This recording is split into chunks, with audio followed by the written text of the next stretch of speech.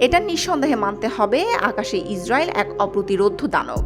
কিন্তু ইসরায়েলের ৩৪৫টি আধুনিক যুদ্ধ বিমানের মধ্যে F-35, F-16 এবং F-15 রয়েছে, যা বিশ্বসেরা বিমান হিসেবেই পরিচিত।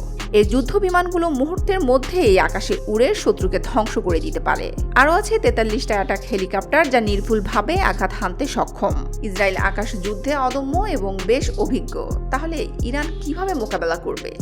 ইরানের হাতে আছে ৩১২টি যুদ্ধ বিমান এবং মাত্র ৫টি অ্যাটাক হেলিকপ্টার। সেই সাথে ইরানের সেনাবাহিনী কিছুটা পুরনো দিনের প্রযুক্তিও ব্যবহার করে, কারণ পশ্চিমাদের নিষেধাজ্ঞার কারণে তারা এখনও প্রযুক্তি আপগ্রেড করতে পারেনি।